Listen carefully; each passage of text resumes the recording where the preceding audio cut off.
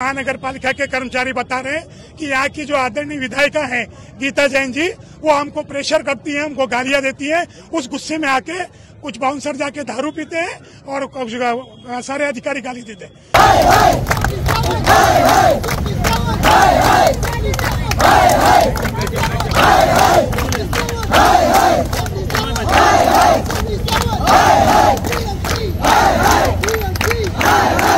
मुझे तो लग रहा है कि केंद्र की सरकार, मोदी जी एक तरफ प्रधानमंत्री स्वनिधि योजना के तहत गरीब फेरी वालों को 10-10 हजार और 23 तारीख को हमारे केंद्रीय मंत्री हरदीप सिंह पुरी जी महाराष्ट्र और मुंबई के फेरी वालों के बारे में चर्चा करने आ रहे हैं।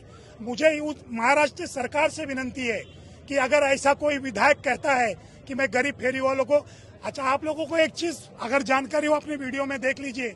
यही आदरणीय गीता जैन जी थी जो महापौर रहते, उन्होंने धरना दिया था कि फेरी वालों को बैठना चाहिए। आज ऐसा क्या हो गया कि आज फेरी वाले नहीं बैठना चाहिए? ये फेरी वाले क्या पाकिस्तान से आए हैं? क्यों नहीं बैठना चाहिए भाई?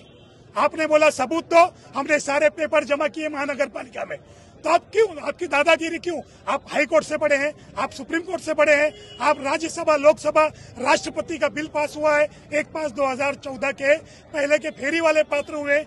आप किस बात में दादागिरी कर रहे हैं आप लोग कि फेरी वाला धोना जो कानून पास हुआ है वो राज्यसभा लोकसभा राष्ट्रपति सारी जगह से पास हो गया है।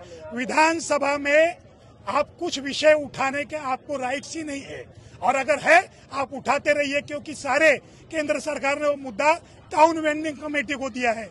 टाउन वेंडिंग कमेटी ही डिसीजन ले सकती है और ये डिसीजन टाउन वेंडिंग कमेटी का है। इसीलिए 8,225 फेरी वाले मीरा भाईंदर के पात्र हैं और लेबर कमिश्नर के पास उनकी फाइल पड़ी हुई है। पूरे मीरा भाईंदर में लाखों फेरी वाले हैं।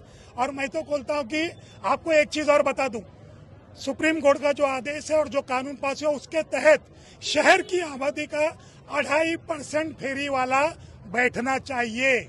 मीरा भाईंदर की आबादी 15 लाख है, फेरी वाले खाली 8,225 हैं, 7,000 और कम है। और आप बताइए ना कितने साल में आपने कितने लोगों को नौकरी दी?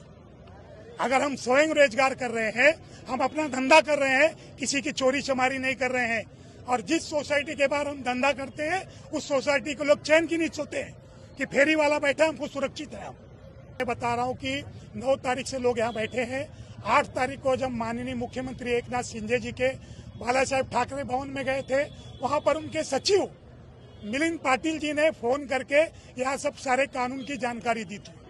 उन्होंने यहाँ की विधायिका गीता जैन के बारे में भी कहा था, लेकिन अब ये उनकी गुंडागर्दी है, ये किसी कानून को नहीं मान रहे हैं। और आज महानगर पालिका के अधिकारियों ने हमारे एक बुजुर्ग फेरी वाले सुनील काका को गालियां दी, उनको धक्का मारा। इसके लिए आज सारे फेरी वाले उग्र हो गए कि अगर हम कानून से प्रोटेक्टेड हैं, हम स्वयं रोजगार कर रहे हैं, तो आपकी गाली क्यों बर्दाश्त करें?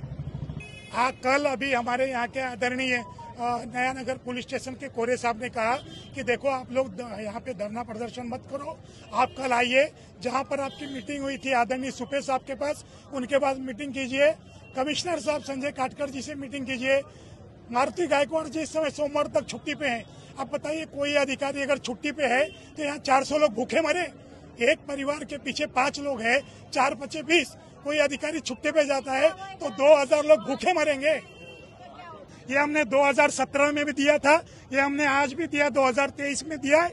और उसमें एक चीज नहीं, ये सारे प्रूफ लगा के, ये देखिए कार्ड यूनियन का और ये उनका जो हमारी पावती महानगर पालिका को, जिसके वजह से 9 करोड़ का टेंडर जाता है, ये हमारे फेरी वाले पैसा देते हैं रोज 60 रुपया।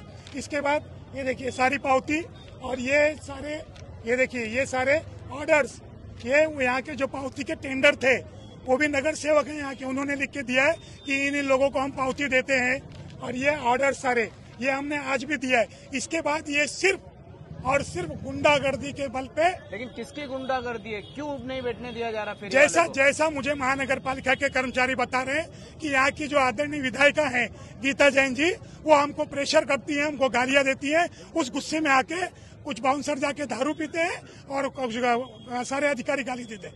बाउंसर दारू पी के आके कल गाली गलौज कर रहे थे और आज यहाँ पे हमारे चौहान साहब आके बुजुर्ग आदमी को गालियां दे रहे हैं, धक्का मार रहे हैं। तो अपनी बड़ी बहन समझता हूँ क्योंकि जब महापौर थी वो, उन्होंने फेरी वालों के समर्थन में धरना दिया था।